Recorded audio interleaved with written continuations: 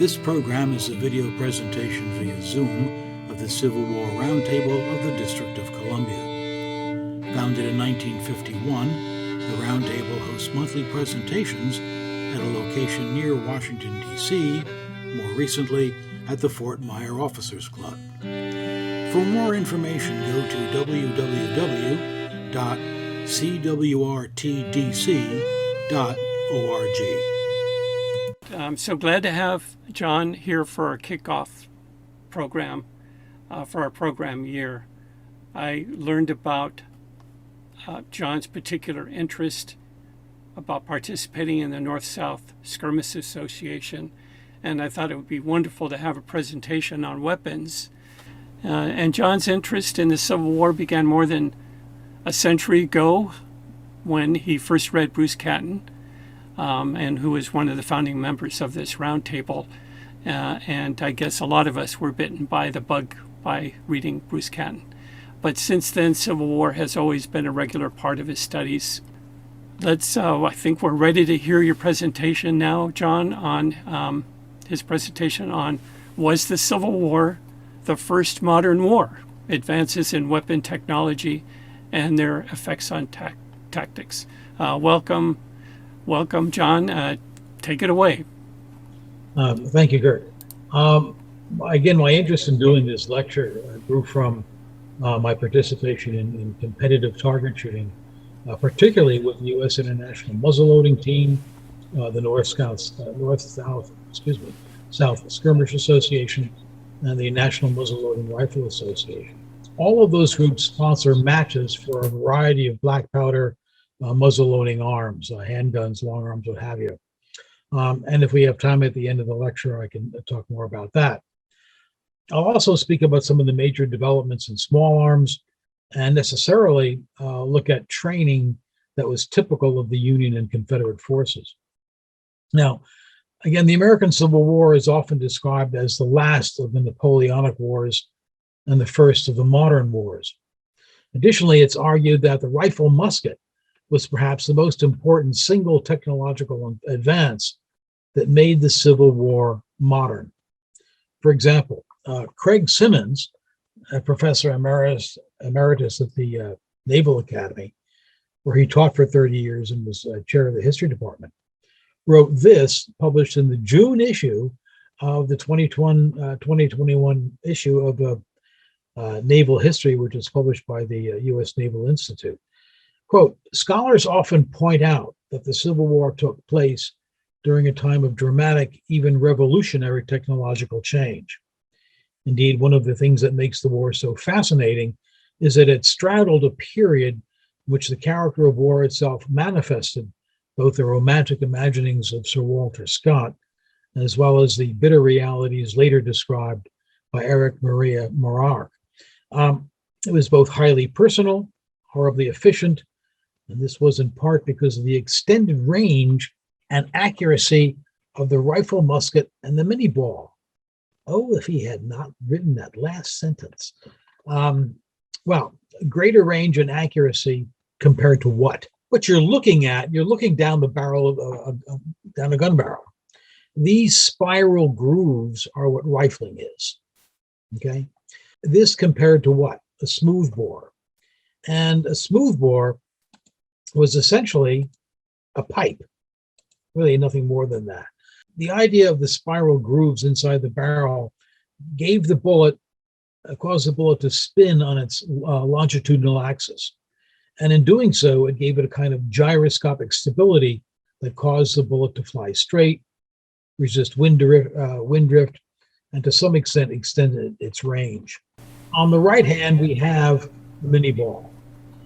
Basically, it wasn't a ball at all. It's obviously a cylindrical cartridge. And as we look at the base of the ball, we see a hollow space inside there. Now, the bullet is made of lead. When the gun is fired, the black powder slams into the back of the projectile and causes it to expand into the grooves, grabbing the rifle, if you will. So when it proceeds down the barrel, it's acquiring the spin that stabilizes it. Another aspect of this is that Black powder produces a lot of fouling. About half the volume of powder in a load, say of 60 grains, about 30 grains of that winds up as being fouling on the inside of the barrel. That can harden, it can degrade accuracy, but it can also build up and make loading the gun that much more difficult. So by scraping out some of that powder, this helps make the gun more usable during a combat situation where you do not have the ability to clean between shots, for example. Well, what did the smoothbore shoot? If you look at this group of objects over here on the left, you'll see this large 69 caliber ball, and you also see 3 30 caliber buckshot. This load was favored in its smoothbores. The smoothbore was essentially a short-range weapon, out to effectively about 100 yards or so. And by using this buck-and-ball load, it gave the gun that much more firepower. You could deliver 4 projectiles downrange. And up to 100 yards, they were quite effective. Well, Professor Simmons' statement about the rifled musket is an example of what many refer to as the standard interpretation, a view that's been held by the vast majority of academics and historians. Well, what is it that interpretation holds? First, even before the Civil War, observers in Europe and the US assumed that the rifle musket would revolutionize warfare. There were books, articles, especially a lot of promotion among arms producers that expressed the wonder and the great range and accuracy that was inherent in the design of the rifle. Problem was that these ideas were largely untested in the hands of real soldiers on the battlefield. Holders of the standard interpretation also believed that artillery and cavalry had significant offensive capabilities in the era of the close range, range-limited smoothbore musket, typically under 100 yards again. That limited range prevented smoothbores from breaking up cavalry charges and taking out artillery crews. Historians have also taken at face value comments such as that by Stephen Vincent Benet, who was the post-war chief of ordnance, and that the smoothbore was nothing more than, quote, not much more efficient as a weapon of accuracy and range than a piece of gas pipe closed at one end. And consequently, historians have written about the devastating impact of the rifle musket. They stretched its newness, saying they could be more reliably aimed, that it could be reloaded and fired faster. There's no evidence of that, yet they assume that to be true. The tragedy of war, in the traditionalist view, is the persistence of what were Napoleonic era tactics against what was a new and devastating arm. That the improvement in range and accuracy led to the increased use of fortifications and entrenchment, and that more battles were thus indecisive, prolonging the war itself. For example, James McPherson wrote, quote, "The technical dominance of the defense helps explains why the Civil War was so long and bloody.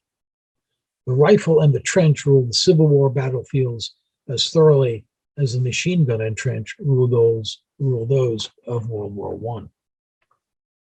Certainly there were aspects of the Civil War that were modern. We were, after war, in the blossoming of America's Industrial Revolution. And so a number of gizmos and gadgets were coming out that would be useful in war. Perhaps one of the most important aspects of making the war modern was the telegraph.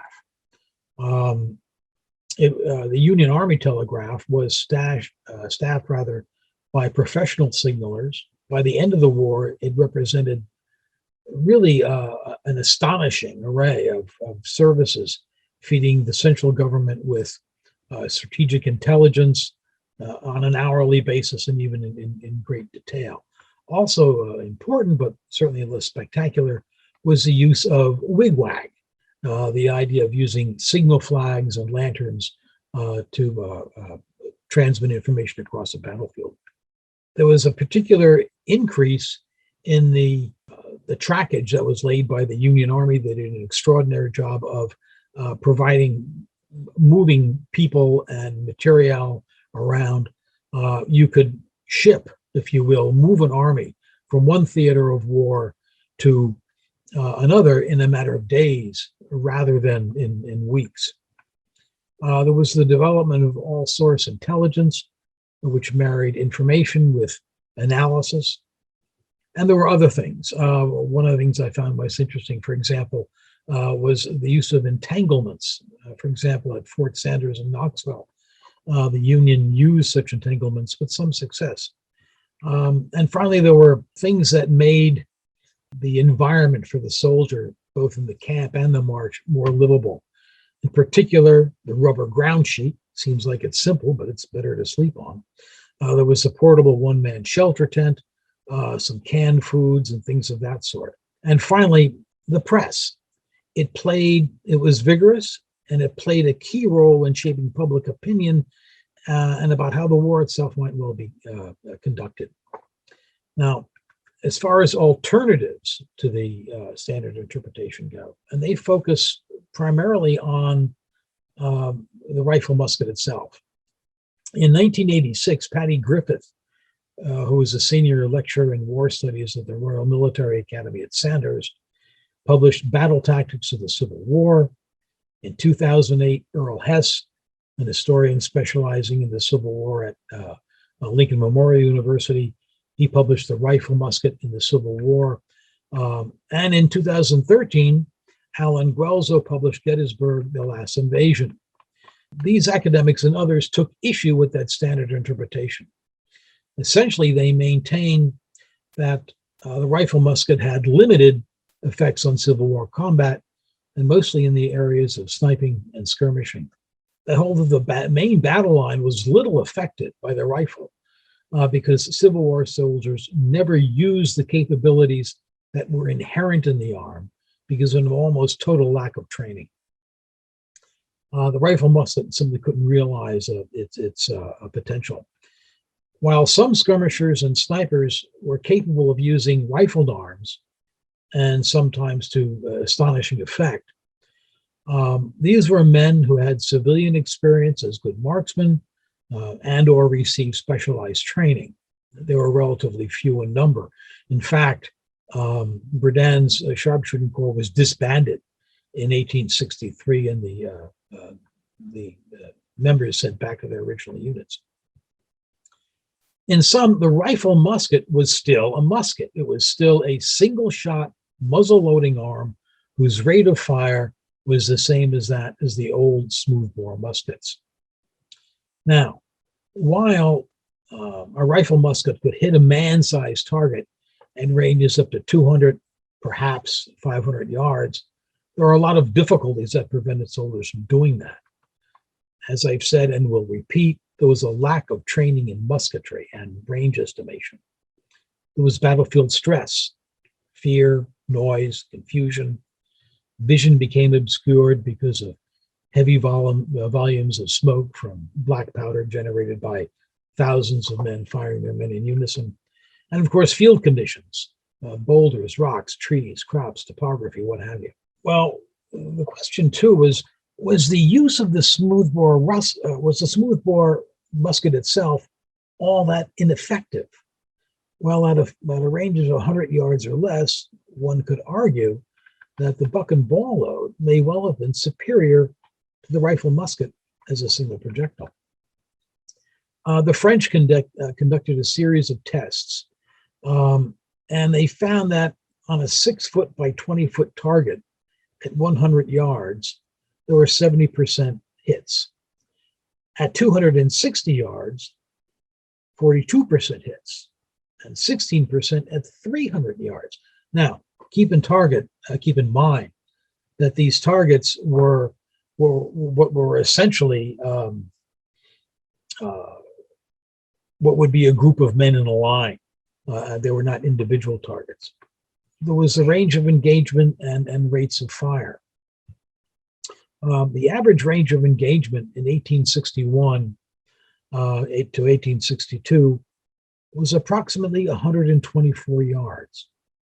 In 1863 through 65, it had increased to about 141 yards. Now, while some shooters could do well beyond that, many shot at distances as little as 50 or 60 yards, according to Hess. No. The rate of fire, studies were done that showed how much men actually shot in battle, and they took a sample of 19 different units in various battles. At Gettysburg, for example, what they found that on average, one shot was fired every 2.1 minutes. Okay. At Gettysburg on the second day, 100 men of the U.S. sharpshooters using breech loaders fired one round every 12.6 seconds for 20 minutes. That's that breech loader that can fire very quickly. At Antietam, the 57 New York fired one round per 30 seconds for half an hour. There they were using the muzzle-loading Springfield. At Chickamauga, the 31st Indiana fired one round per 3.2 minutes for 3 hours. It was great variation. It depended upon where your unit was on the battlefield and what else was going on. So that even within the same battlefield, different units are going to have different rates of fire. Trajectory. What people knew about the rifle musket, it was going to have an arching trajectory. The reason being, it was a very heavy bullet, about 420 grains. It had a relatively small charge of powder, only about 60 grains. So it had a velocity of about 950 feet per second. That is slow. As a result, if you're going to be able to hit something at distance, you're going to have to substantially elevate the sights. Now, this chart is not ideal, but if the gun were being used at relatively short range, the people your attackers or the people you're shooting at are, let's say, 100 yards or less, you're going to have to depress the gun or use the 100-yard sight setting, and there you could take on the danger zone for troops making the assault would be about 75 yards deep. As you shot at greater distances, in this case out to about 300, 350 yards, what you would find is that your bullet would be traveling over the heads of most of the troops in that intermediate distance, and you could fell troops at the farther distance. But that the length of that danger zone was relatively spare. Your ability to do that, obviously, was dependent upon your ability to estimate range and make the appropriate sight changes in elevation and so forth. Now, what we're going to do is take a look at some different guns, but I want to talk about what constituted a good military weapon. Colonel E.C. Wilford, who was the chief instructor at the Heife School of Musketry in Great Britain, and I'll talk more about that school, outlined basic requirements for a military weapon. It had to be accurate at long range. It had to have the speed of fire and reloading at close range. It had to be durable and strong, lightweight, and of sufficient length that when the bayonet is affixed, it can be used as a pike. It had to have penetrating power, minimum recoil, easily cleaned, and perhaps we should add that it should be soldier-proof. So let's take a look at some of the common weapons that were issued, particularly paying attention to their sights. What we're looking at here is the model 1861-63 Springfield. There were some minor variations that occurred for the second model. 58 caliber, more than 1 million of them were produced by Springfield and about 20 private firms. They cost the government about $18 a piece. Doesn't sound like much today, but at the time it was considerable.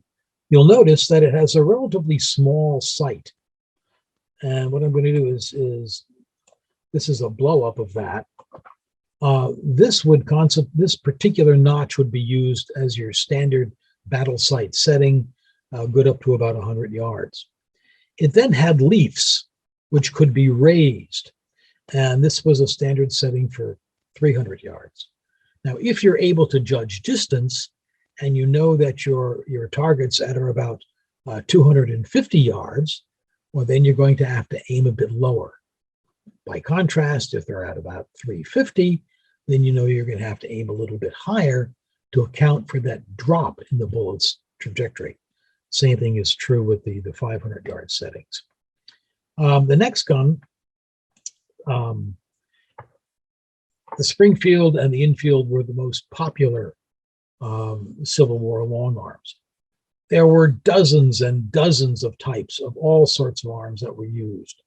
In the early part of the war, nobody had any guns. People showed up on the battlefield with no guns, sometimes flintlocks, old muzzleloaders, and a plethora of imported guns. The Confederacy and the Union went to Europe, scoured arsenals, tried to get everything they could and bring it over. What they wanted, of course, was a rifled gun in 58 or 57 caliber. But the Confederates got to the British first and contracted the production of their arsenal, their main arsenal at Enfield for all of these guns. They had an exclusive contract on it.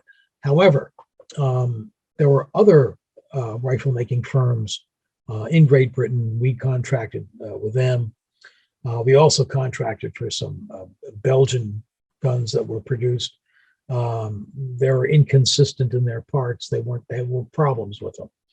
At any rate,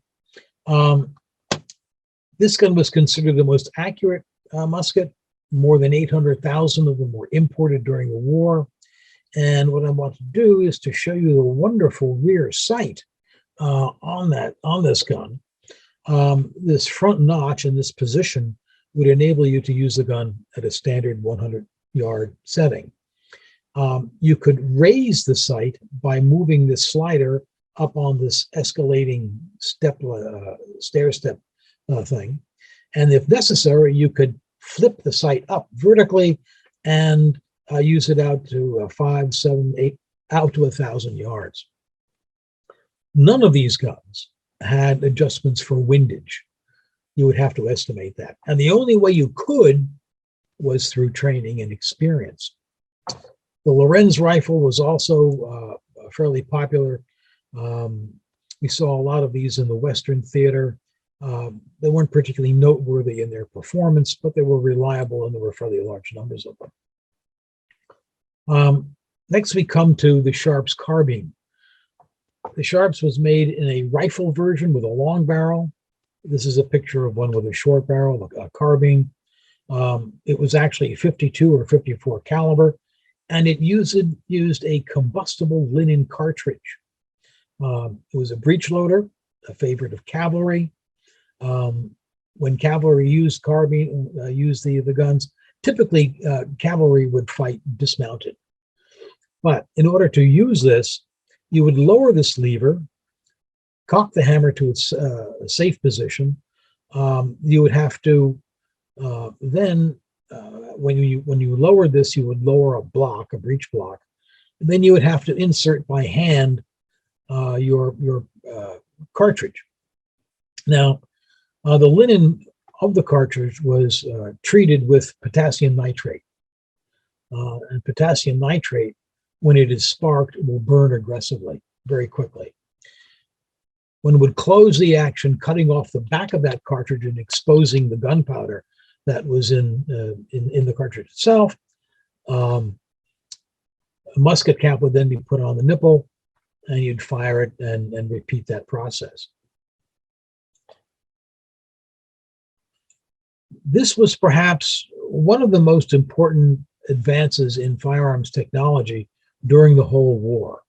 It was a Spencer carbine, fired the 56 rimfire. It was the world's first military metallic cartridge. It was a repeating rifle. They had a long barrel version and a short barrel version, adopted by the Army, cost about $40, which was comparable to about $1,200 at the time. So it was a very expensive gun. Now, what I'd like, this is an example of the self-contained cartridges. What we have is the bullet, a copper case. Inside this goes the gunpowder. And in order to provide the spark to fire the round, on the inside of the case at the rim is some fulminate of mercury. When this was struck by the firing pin, or the hammer as it were, that would generate a spark, the gun would fire. When you then opened up the action, you would eject the spent cartridge and feed in a new one. The thing about the Spencer was it had this wonderful tubular magazine that went into the butt of the rifle. You could fit 7 rounds into this. What I want to do is compare this to this. This is a sample of a paper cartridge that was used for any sort of muzzleloading gun. It contained the bullet at one end, a powder charge. It was tied off at the end. The soldier would bite it, pour the powder down the barrel, and then send the bullet down following it. This is another example of a fixed ammunition. This one is for the 44 Henry rifle. I'll talk about that gun next. And here we have the 1860 Henry rifle. 44 caliber bullet, 40 rounds of powder, a rimfire, and it had a wonderful 16-shot magazine.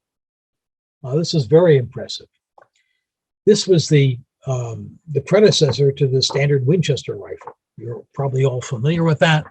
In order to operate it, you simply open up this particular lever. That does 2 things. Number one, it cocks the hammer and ejects the spent cartridge. On the return stroke, you're loading another cartridge. It was very fast to fire. The 4440 cartridge is a bit of a pipsqueak. In fact, all of these carbines were, relatively speaking, they were short-range weapons.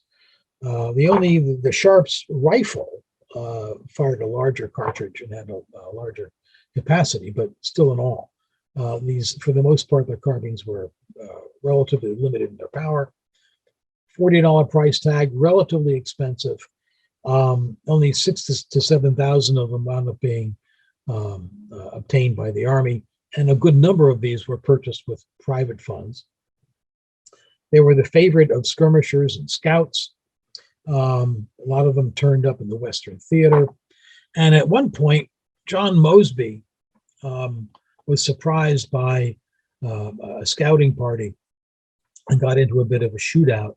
And he described this gun as that damned Yankee rifle loaded on Sunday and shot all week. It really was a significant improvement over just about everything else. Unfortunately, Custer also had some experience with this at the Little Bighorn. Next, we'll come to the most common types of revolvers. This is your standard Colt single action Army cap and ball gun, 44 caliber, 30 grains of powder.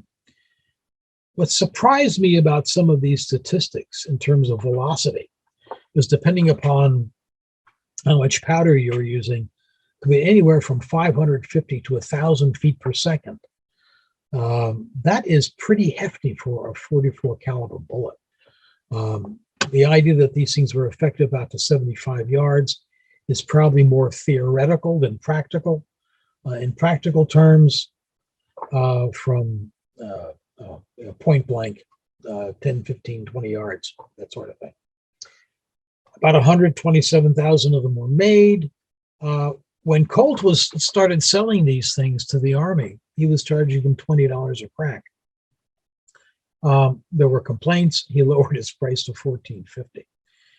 Revolvers were favored by cavalry troops over carbines and sabers for mounted interactions. If they were fighting other cavalry, or if they were on horseback, it's a lot easier to get close to something and use a revolver than it is to use a saber or a carbine. This is an example of a paper cartridge that was used. You have the bullet, a paper cartridge surrounding the powder charge. This is out of scale. It's bigger than in relation to the gun. But you would take this and you would put these into the chamber of the revolver. On the back, on these nipples, is where the percussion caps would go. If you're interested in competition, virtually no one uses these guns in competition. And that's because of the way the gun is designed. Through the middle of the cylinder is a rod that is affixed, or that holds the front part of the gun onto the frame. And there's a little wedge there that moves it into position. The rear sight on this gun was terrible. It's nothing more than a notch in the end of the hammer. And because of this poor fixture, over time it would wear, the gun would, the barrel would wobble ever so slightly, but nevertheless that would make it less accurate, less desirable for target shooting purposes. By contrast, this is the 1858 Remington. This is much more desirable, and it's what you'll typically encounter in competitive black powder shooting contests today. And the reason is that it has a one-piece frame. Okay, it has this top strap which stabilizes the gun, if you will. The barrel is screwed directly into the frame. The rear sight is cut inside the back strap. It's a V that extends all the way through, and it's a nice big front sight on it. Again, you would use the same kind of cartridge. You would place those into the chambers of the cylinder and ram them into place with the ramrod. About 200,000 of these guns were produced up until the 1870s. A much smaller number was actually acquired by the Army. And what I found most interesting and even somewhat disturbing about all of this was the idea that you could have a velocity of almost 1,300 feet per second. This is astounding. If you look at the velocity of the 357 Magnum, that's about 1,300 feet per second. In competition, you would never use 30 grains of powder. More typically, you use about 15 grains and you get a velocity of, maybe 560, less than 700 feet per second. And that will conclude. Now, I'm showing you guns that were typically found. There were hundreds of different kinds of revolvers, rifles, carbines, what have you. But again, this is just a sampling of a few of them with the particular characteristics. Not pictured in all of this, unfortunately, and I should have, was a picture of the 1842 smoothbore.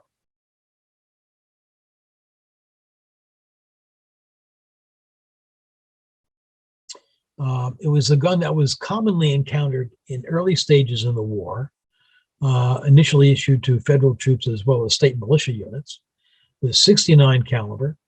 It was replaced by and large in the Eastern Theater by 1862, but it was still used by units as late as the end of the war, particularly in the Western Theater. However, because the Springfield and the Enfield and the Lorenz and other rifled guns were all the rage, they were almost universally sought after. However, that's almost. The 12th New Jersey was issued Springfields, but the men preferred their smoothbores because of their close range effectiveness. And if you go to the battlefield at Gettysburg, and you go to the right flank, you'll find this memorial or this monument. This is the 12th New Jersey Volunteers. On the very top of it, you've got your 69 caliber round ball and your 3 buckshot. This regiment was known as the Buck&Ball Regiment, and they preferred their guns. Again, they were on the right flank of the Union line, and you can find them just about as you're driving out. There are 3 artillery pieces, and they're right near this area. But I think it's rather noteworthy that they chose to use this as their memorial. Marksmanship and training. Earlier, I spoke about the Musketry School at Heife. That was founded, this is in Great Britain.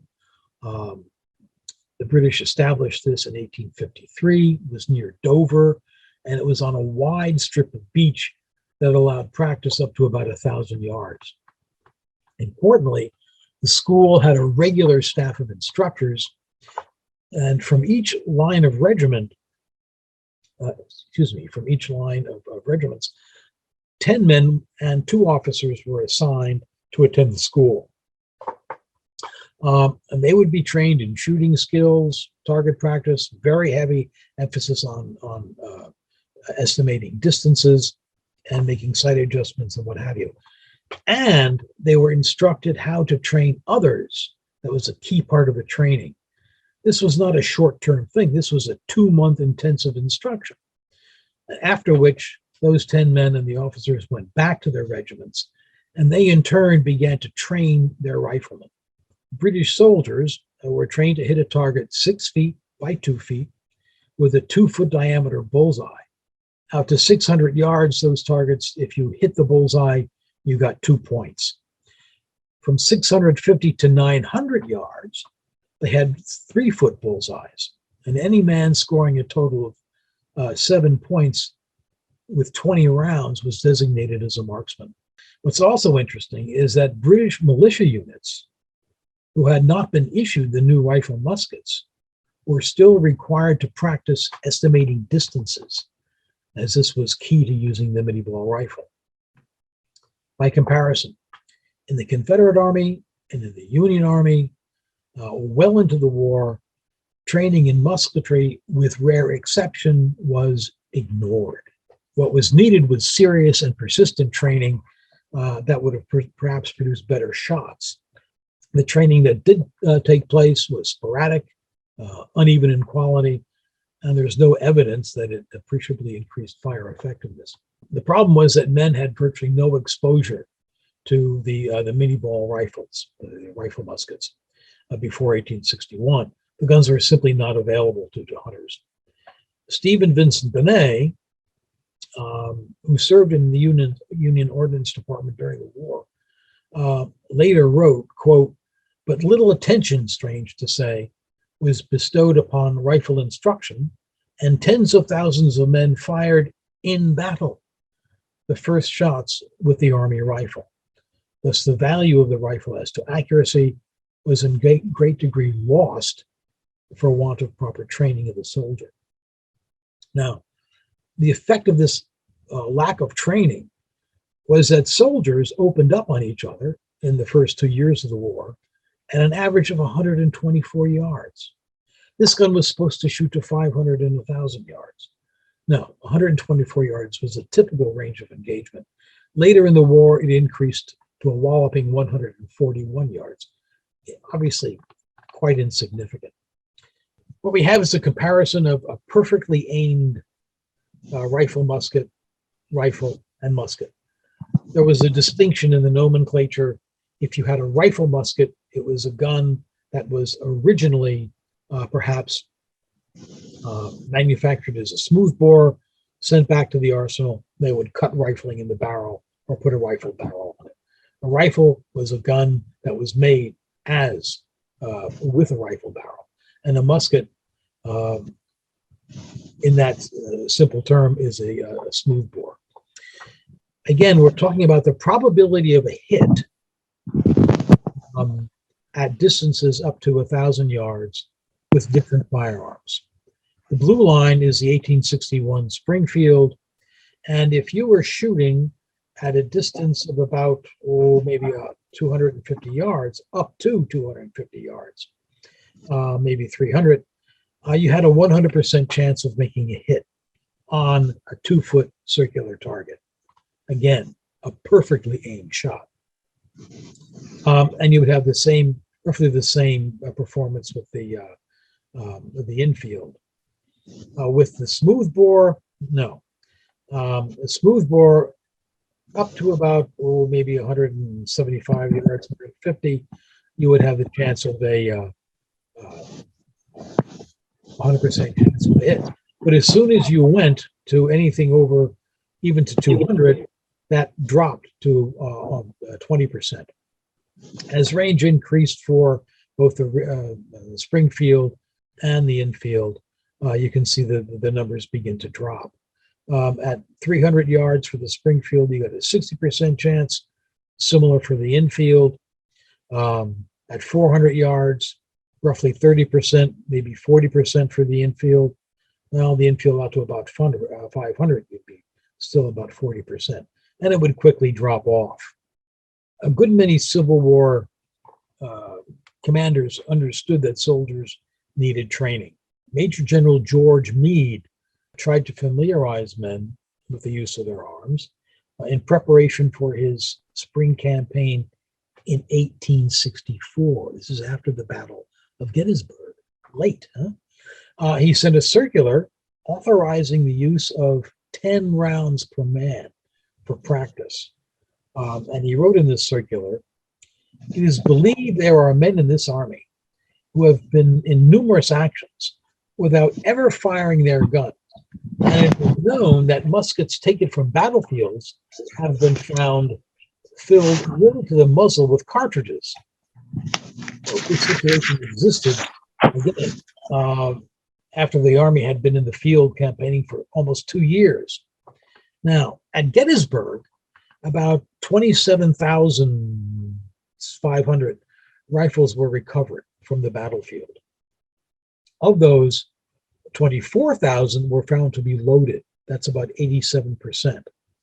Now, we have to remember that a lot of those loaded guns were dropped by men who were injured, men who were killed, various reasons why the guns would be dropped. But of those loaded rifles, 12,000 were loaded more than once, and half of them, 6,000, had been loaded between 3 and 10 times. And then there's that notorious gun that was loaded 23 times without having been fired. Well, the question is, how could all of this happen? Patty Griffith, in his book, Battle Tactics of the Civil War, argues that the high rate of misfire in Civil War era guns, combined with the inability of soldiers to reload them properly under hectic conditions, would render a large number of guns unusable. Loading a Civil War rifle was a fairly complex process. In the heat of battle, it's got to be expected that a number of soldiers are going to panic, lose focus, act in fear, and that'll lead to misloading their weapons and therefore rendering them useless. Well, the question is,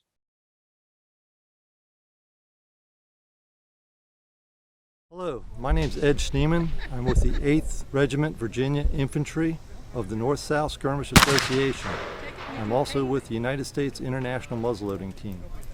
Today we're going to show the proper loading of a Civil War firearm. This is an 1863 Remington musket, more commonly known as a Zouave. At the command load, the musket will be brought front and center between the feet. A cartridge will be removed from the cartridge box. This is a Civil War cartridge containing the projectile in the front and a pre-measured powder charge in the back. It is wrapped in paper and tied with string.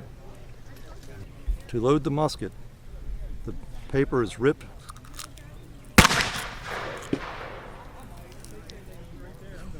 Maybe I should get some new paper. The powder is dumped in the barrel.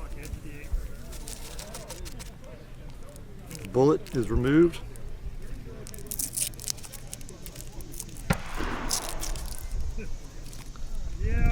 Placed in the muzzle. The ramrod is removed. The bullet is rammed home to the back. Small tap. Ramrod replaced. Keeping the muzzle away from the face. The gun is then brought to the shoulder. A percussion cap is then loaded into the cone or nipple of the gun. The musket is then ready to fire.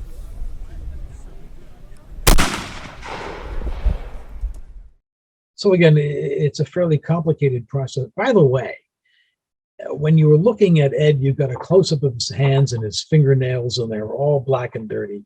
I can assure you that Ed cleans his fingers and nails. The problem is that when you're using a black powder firearm, you're going to get fouling all over yourself, and that's just something you have to live with.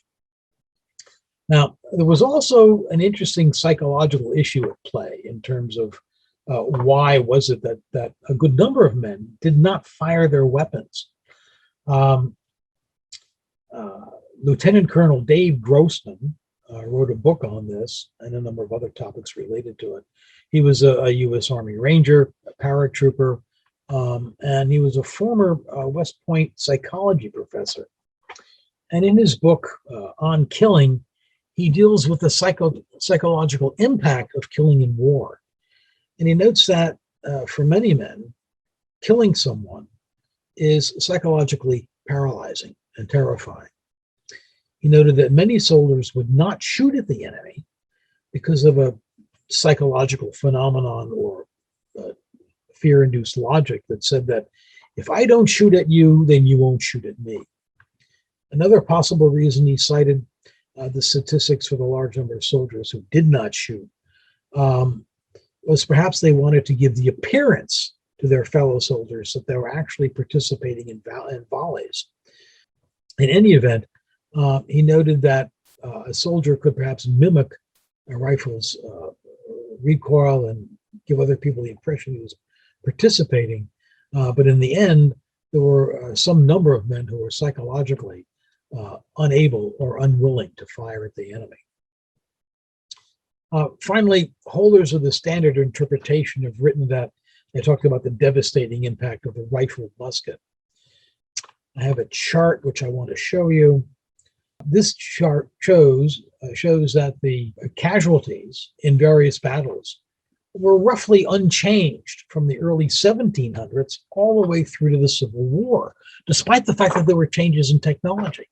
For example, in the War of Spanish Succession, using flintlock muzzleloaders, all the way through the War of Austrian Succession, the Napoleonic Wars. Again, all of these were fought with flintlock muzzleloading arms. And the Civil War, where we've got percussion lock arms, these statistics are roughly the same. Okay, there was not such a significant increase in casualties, at least caused by rifle and musket fire. Again, it's also important. One of the major reasons for this, I think, is the fact that it has to be noted that the muzzleloading rifle musket was a single shot weapon. And it was already beginning to be replaced by breech loaders, fixed ammunition, guns with multi-shot magazines, and things of that sort. Again, Patty Griffith took a look at these statistics, and I think I referred to this earlier. Basically, the rounds per minute that would be fired was around 2.1 rounds per minute. In certain situations, you're going to have different effects. When we begin to talk about muzzleloaders, these were beginning to make a rather significant presence on the Civil War battlefield.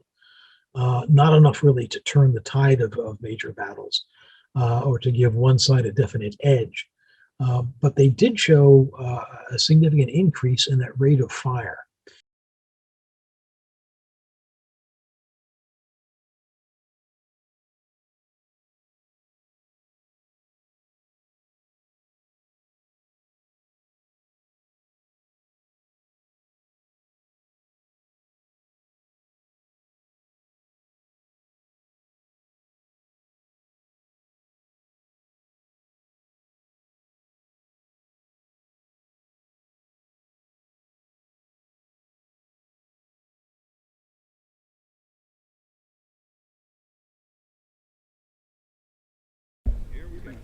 That was only 2 minutes?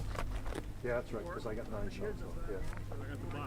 You're looking for the captain. This will be a 2-minute rapid fire event. All firing will start and stop. Sound the bell.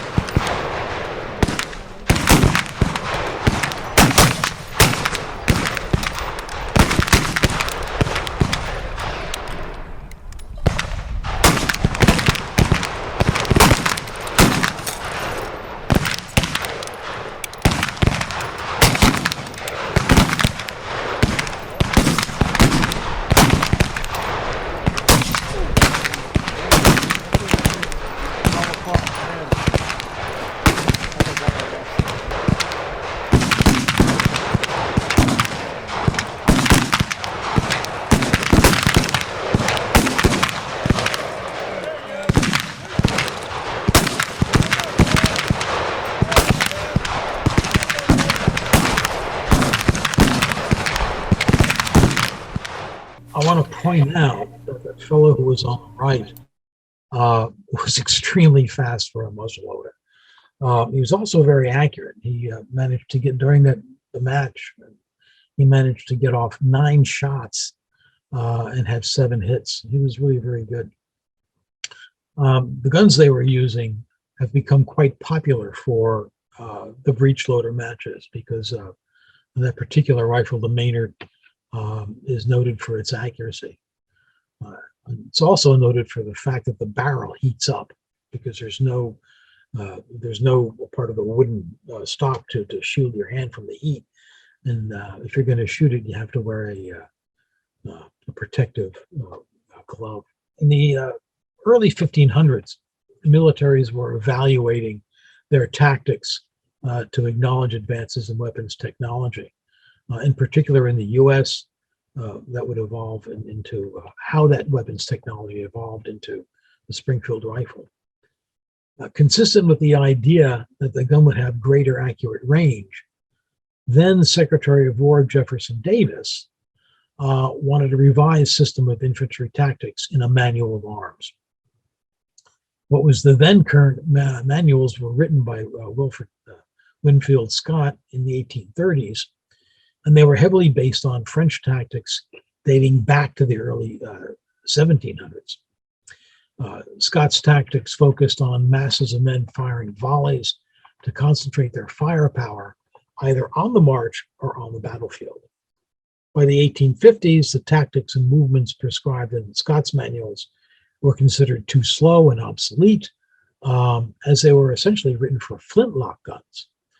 Now, one of the things that happened, one of the expectations that was made, was that because the rifle musket would have greater range, soldiers moving into battle lines would be vulnerable at a greater distance. Therefore, they had to speed up the evolution of their movements. What Hardy came up with was simply the idea of walking faster. The most important tactical improvement was increasing the step from 110 steps per minute to the double quick time of 165 steps per minute. Well, it wasn't much of a change. But as it turned out, given the fact that most fire didn't break out until troops were well onto one another, it didn't make that much of a difference. Now, linear tactics dominated the battlefield, and I think I should go to this slide. This would be the typical layout, if you will. Here we have your line of battle. This would be made up of individual companies, a total distance of a line of about 175 yards. Out in the front, you have your skirmishers,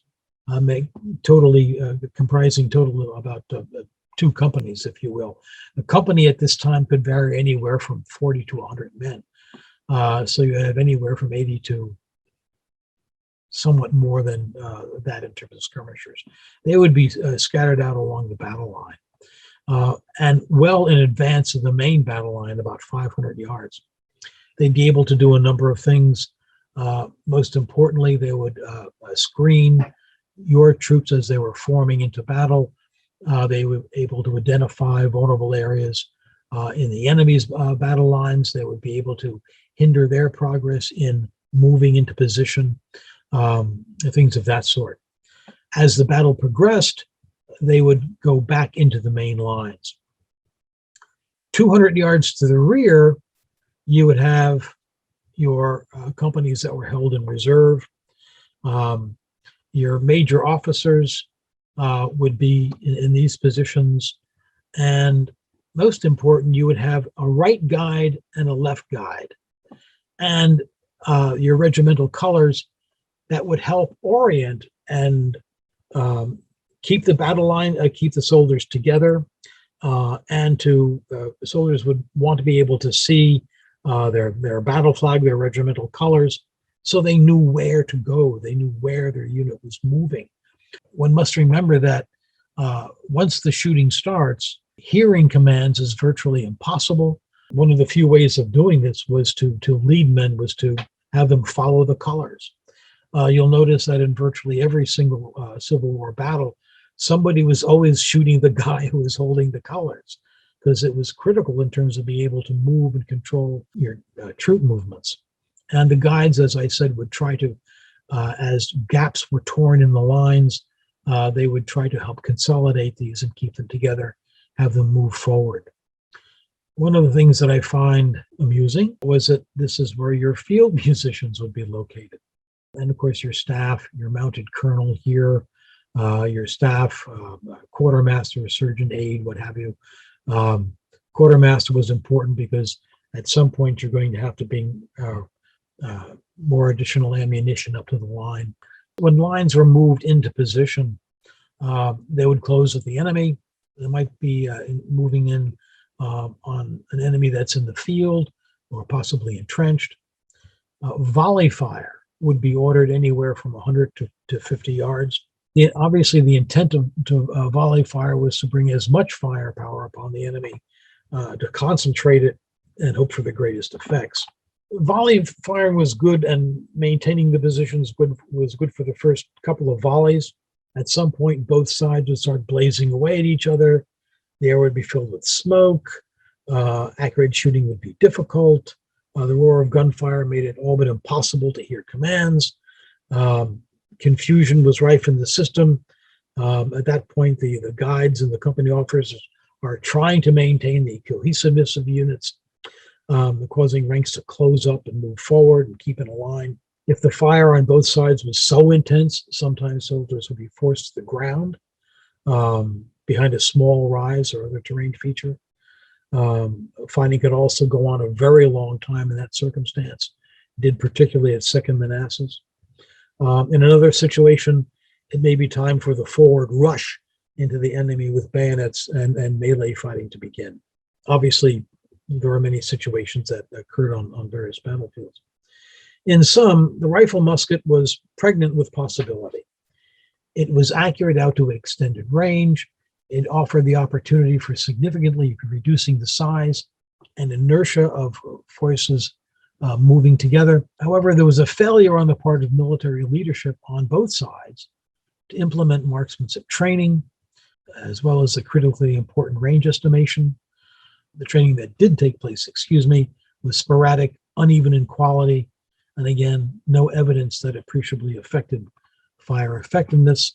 While the standard interpretation claims that the rifle musket caused greater casualties, and thus greater emphasis on the tactical reliance of defense, there's no real evidence to support that, because the casualty figures were remarkably similar to those when compared to European wars going back to the 1700s. The question remains, could more effective rifle fire result in changing the fact that Civil War battles frequently were indecisive?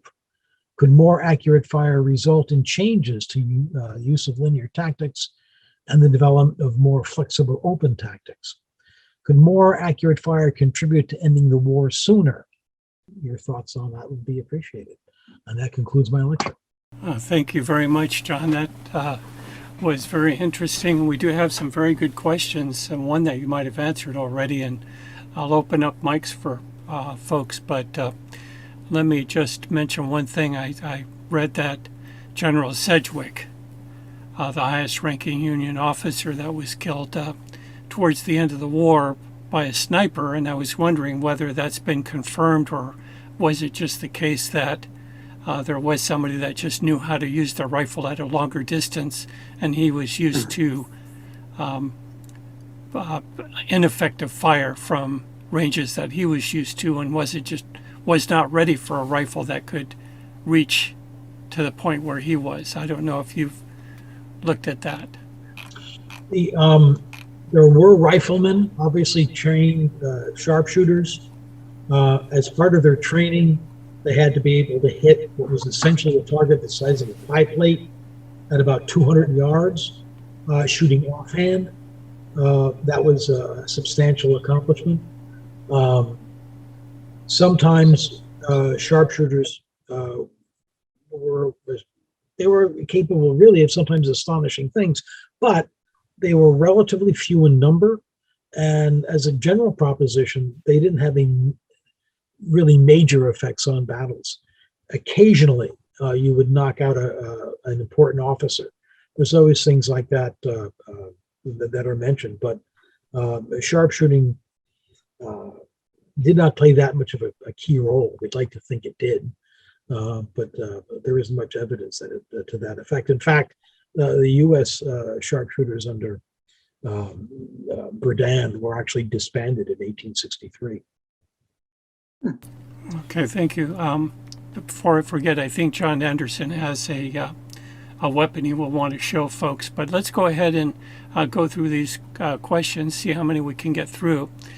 Frederick Clements had a question, and Frederick, if you want to expand on that, but he was asking what was the most lethal weapon in the Civil War. The most lethal weapon were the measles. I mean, disease. how about, what is it? 622,000 soldiers died in the Civil War, and 400,000 from disease and infection. Dysentery killed the most. Okay, there you go. In terms of combat, probably the rifle musket. Artillery did play a major role, especially in situations, for example, at Gettysburg, where the Confederate artillery were their projectiles. What had happened with the Confederates was that they received 250,000 new primers that were manufactured at a different arsenal than the one where they typically came from in Richmond. And the burn time on the fuses was slower. As a result, when artillery was fired, it would actually go over, it would fire long before it blew up. At close range, when I say close range, up to a couple of hundred yards, perhaps as far as 300 yards, the use of canister shot and grape shot were absolutely devastating. One of the things that was done with a battery, and when troops were advancing on them, batteries would establish overlapping fields of fire, okay? And you may have as many as 3, 4, even 5 guns in the battery. And each one of these has an overlapping field of fire. So you have this range of projectiles going down range, and they could tear huge gaps in a line. But I think overall, the use of rifles was the main weapon that was used that produced the greatest amount of killing.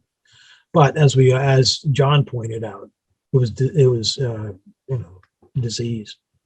Two comments. I've always read that the most devastating weapon in the Civil War was in fact the artillery.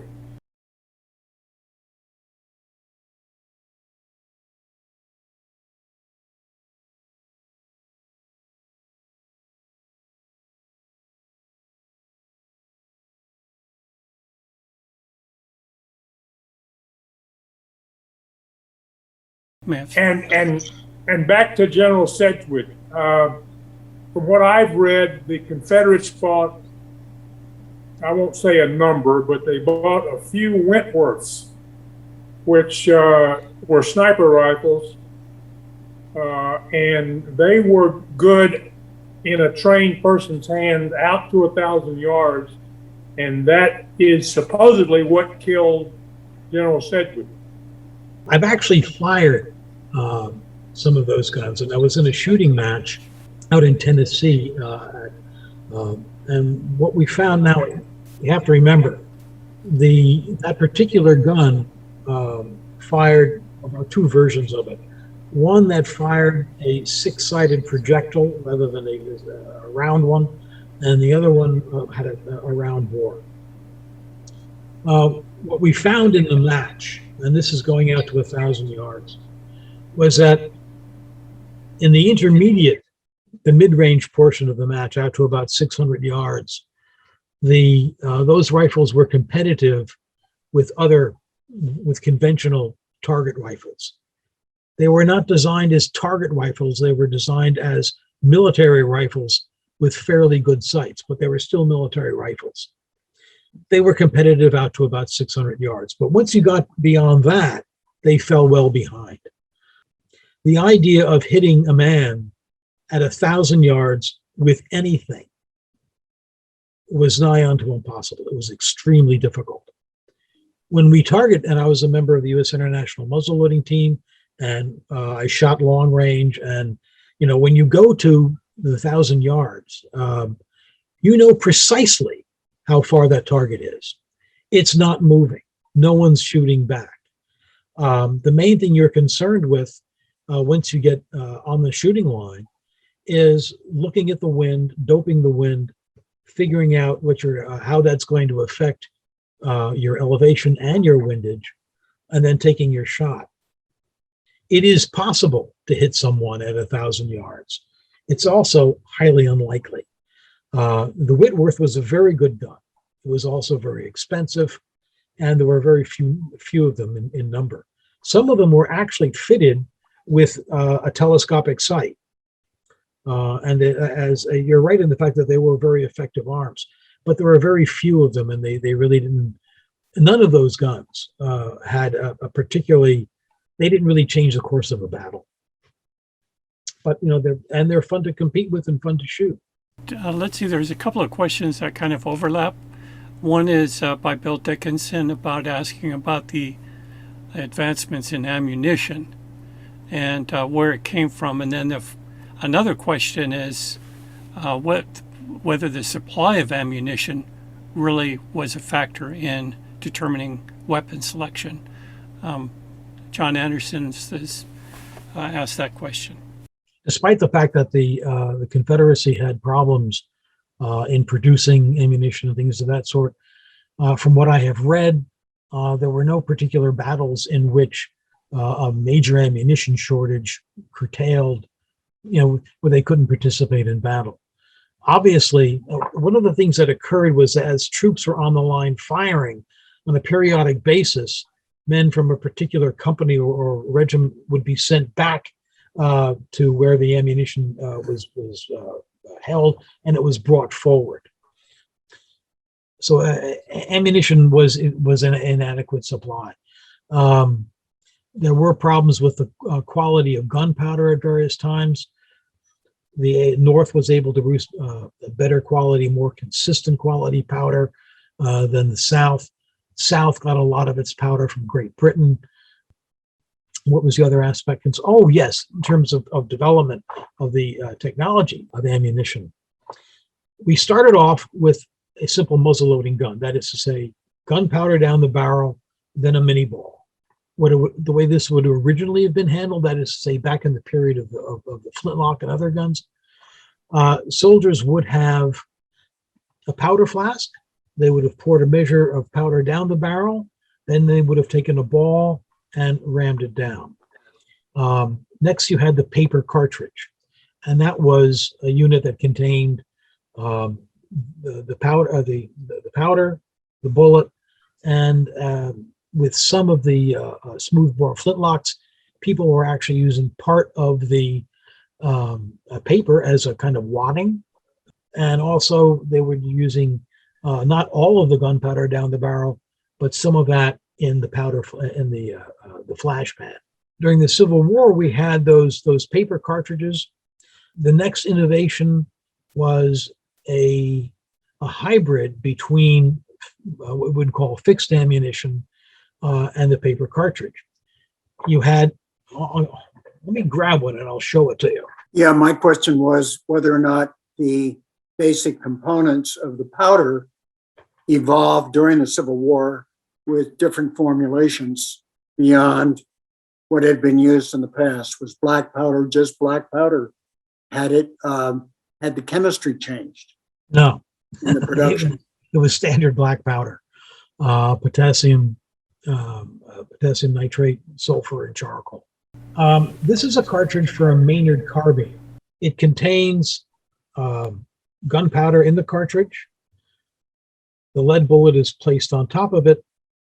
Now, normally in a cartridge, you would expect to see something called a primer in the back of this cartridge. You can see that shiny little silver thing. That's the primer. This is fixed ammunition. Okay. Now, the evolution of going from a paper cartridge to eventually fixed ammunition, there was an intermediate step, and that was this particular cartridge. And that was that there's a tiny hole in the back of this thing. I don't know if you can see it or not. Very, very tiny hole. In order to fire the gun, you would first load this cartridge into the breech, close the breech, cock the hammer, which exposes what is called the nipple. You'll place your percussion cap on that. When fired, the flash would go through a channel into an area directly behind the back of the cartridge. That would, and a small spark would go through that tiny little hole and detonate the main charge. That's what you saw the guys doing in that match. The idea of making this fixed, that is to say, where you would have the bullet, the powder, the case, and then a primer in it in one unit, that came much later with the Spencer rifle. There you were using what was called a rimfire cartridge, where the fulminate of mercury was spread around the base near the rim of the cartridge. But you saw those steps. You saw that evolution from muzzleloader to fixed ammunition during the Civil War.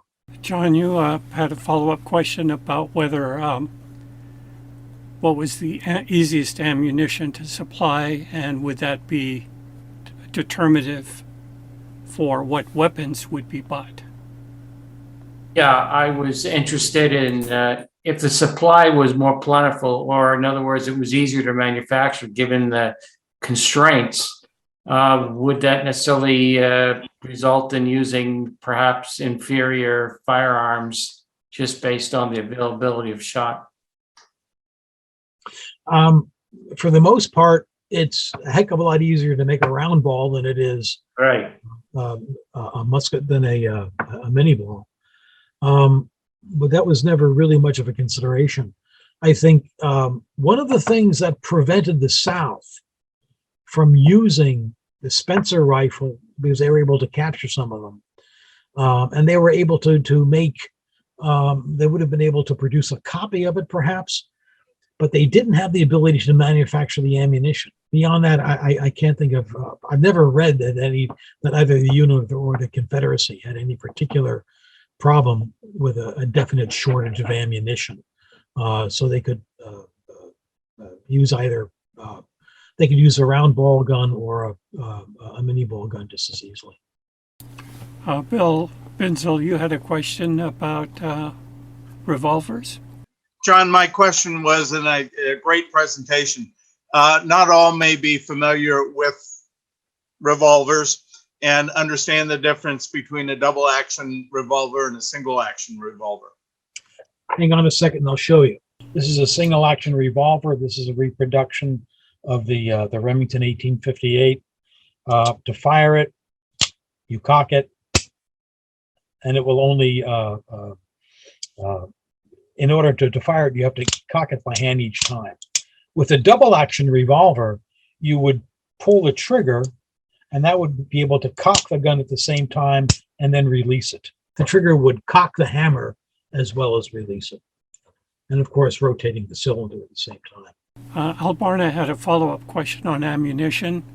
Question follows the one earlier by Bill Dickinson on ammunition issues. I was curious about the lead. Both sides needed a large amount of lead to conduct the war. To follow Bill's question, did your research uncover any significant or other interesting distinctions between the ability of each side to procure lead for the manufacture of ammunition? So that's the first part. How did they procure the lead? Any interesting distinctions? And also any differences between the lead used on each side? Maybe one side had a better or poor quality. I don't know. I was just wondering about the lead. They did not use alloys. All of the bullets were pure lead. Ah, And today, for example, if you do long-range muzzle loading or black powder cartridge shooting, you might use a mix of, it's called 20-to-1, 20 parts lead, 1 part tin. It affects the way the bullet obturates when it's initially fired, the way it forms in the barrel. I have not read of any particular problems that anyone encountered obtaining lead. I don't know if it had to be imported as far as the South was concerned. I don't think so. The Confederates had a very extensive lead mine in southwestern Virginia, Wyeth County, Virginia. It's a place called Austinville. And that's where a bulk of their lead, and a lot of it, they just melted lead objects down and used too. But they did have lead mines, the Confederacy. This might segue perfectly into a question John raised, and we got John O'Donohue and John Anderson. But let me mention just really quickly here is I heard that there were differences in cavalry between what were considered the hussars and the dragoons. Like Custer was a hussar, he liked to fight mounted, but Merritt preferred, he was a dragoon, he liked to be dismounted in cavalry. And I wonder if the effectiveness of the weapons had anything to do with it. But don't answer that question. I think a better question is one raised by John O'Donohue about what tools and materials. John, if you want to expand on that, to clean guns. And then there's a question about John about the effect of humidity and rain, etc. Yes, I live out in South Dakota where we all have guns. And I regularly shoot cap and ball. I have the Remington 858, the Colt 1860, and a 44 caliber of the Navy version, which is, of course, it was 36 back then, but it's a modern reproduction. I can shoot 6 bullets. It takes 6 seconds to shoot them. 6 minutes to load the weapon, and 6 hours to clean the weapons with modern cleaning materials. What did the cavalry or the people with pistols back then, what were the techniques and procedures that they used to clean their weapons? One of the things, the thing about black powder, it's actually quite soluble in water. Mm-hmm. The problem is that once you clean it out, you've got to lubricate your gun, otherwise you're going to get flash rusting. It also leaves, sometimes it's very, very difficult to get all of the residue or out of the gun. I have a stainless steel 1858 and a regular steel 1858. Depending upon stainless steel, it's neither stainless nor steel. And that will, unless you're very good at scrubbing the thing out, literally scrubbing it, you're going to get a lot of rust, or you have the potential for rust. During the Civil War, people would use a cloth dampened with water. They'd run it in and out of the barrel, whether it was a handgun or a long rifle, and then they would have to lubricate it with some sort of oil or fat, whatever it was. One of the problems they had also was that the primers were very corrosive. And you can look at some guns that were, when you see Civil War relics, if you will, there's an awful lot of pitting around the nipple or the primer or the cone area, simply because they didn't clean those things properly or soon enough after they were used. Any black powder gun that you use, you have to clean the very same day you use it. One of the things about black powder is that when it burns, it's made from potassium nitrate, sulfur, and charcoal. When it burns, as the fouling is deposited, it is hygroscopic, it absorbs moisture. The sulfur deposits become sulfuric acid, and they will pit that gun. So you've got to clean them. Every time I use any of my revolvers, any of my guns really. When I shoot, I come home and I clean. I've become very good at cleaning that revolver, and I completely strip it down. I take the all of the parts out of it, wipe them and clean them. One of the things I found about cleaning the barrel, especially on a single shot barrel where I can remove it from the gun, I'll fill a container with hot water and a little bit of dish soap, a tightly fitting patch on a jag, and work that thing up and down, sucking in and out the water, acting like a pump, if you will, to clean that out. I'll use hot water to do that. I'll change the water, and then I'll use the hot water again to clean that barrel out. Then, to prevent flash rusting, I will cool the barrel off with cold water under the tap. Okay? Then I'll immediately dry it and oil it. If that barrel is hot when you take the ramrod out, and if there's still some moisture in the barrel, that will flash rust. Okay? To prevent that, I cool it down so it doesn't evaporate so quickly, and then I dry it and then oil it. There are 1,001 ways to clean a gun. The main difference between water and some of the solvents that are used for cleaning are that the solvents have a wetting agent that enables it to penetrate the fouling quicker. But you clean them, and then an interesting thing I saw, a guy he was at N-SSA. He'd shot his musket match, put a cap, a seal, if you will, a rubber cap on top of the nipple, and he poured a mixture of, it's a water-based lubricating material. The commercial name for it is moose milk. It looks blue in color, but you can do things like taking that or antifreeze in water or whatever, pour that down the barrel, shake it out, okay, and then pour it out, and then do the final cleaning with a damp patch, and of course oil when you're done. Hey, John, I want to, before we close, get to Wally.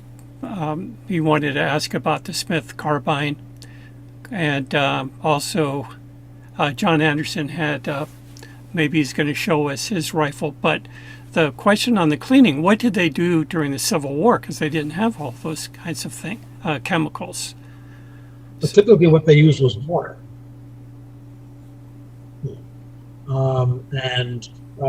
That's a very effective cleaner. Black powder is dissolvable. It comes out. The important thing was that you had to do it after the battle. I don't know what kind of a mood you're in after you've seen people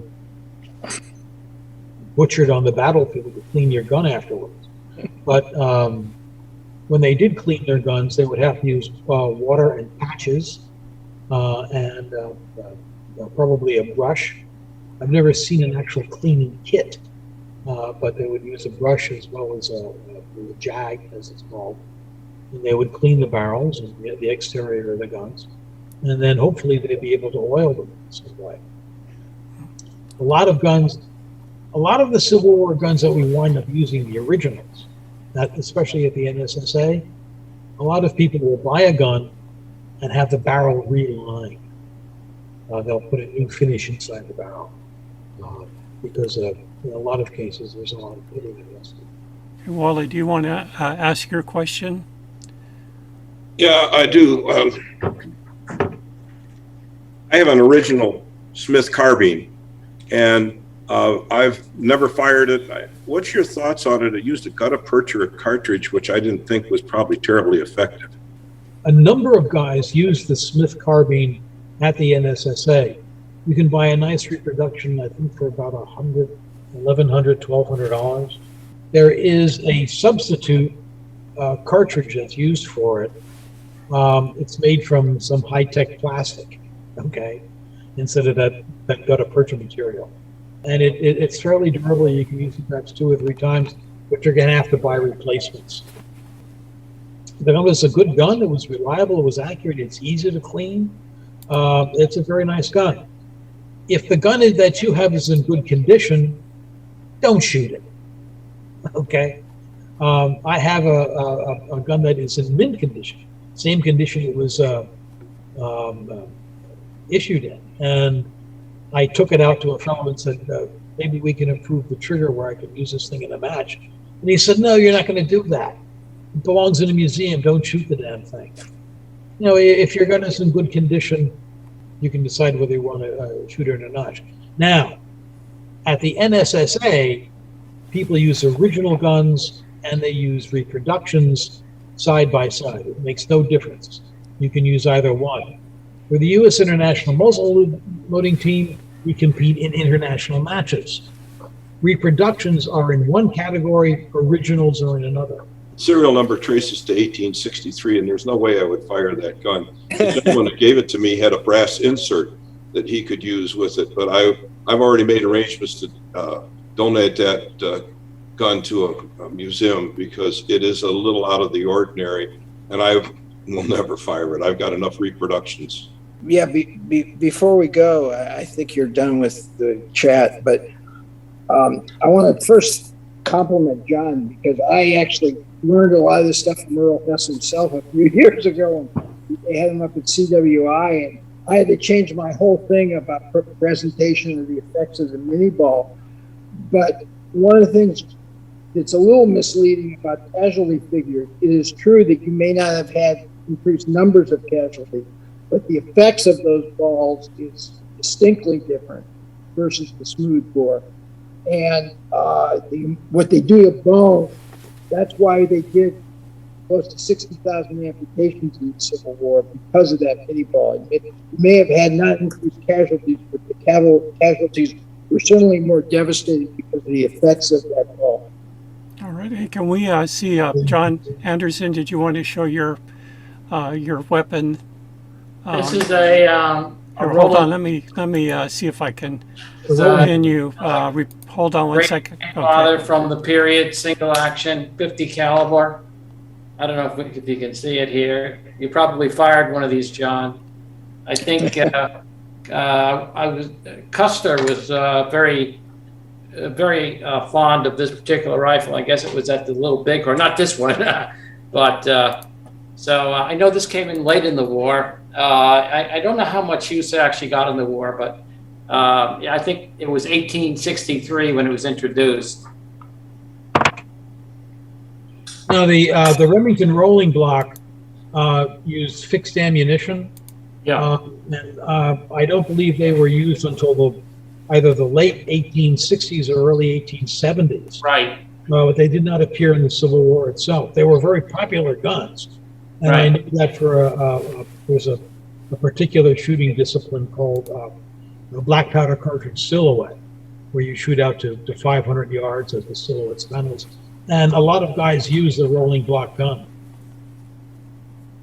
They were also made, and they were shipped overseas. A number of militaries overseas used them. Absolutely.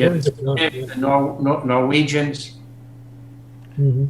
Well, Springfield, I think the Navy used them too. Springfield Armory, they showed one in the naval issue. Well, we are done with the chat, and we probably should wrap this up but John, thank you very much for excellent presentation, and you may have a lot of follow-up questions, especially when we get this posted, and we'll see what kind of questions and comments we get. But thank you everybody for attending, but we probably need to all go get some dinner, except for those that are way out west. Thank you very much, John. I appreciate it so much, and thank you everybody for participating. Thank you, John. Great presentation. Thank you.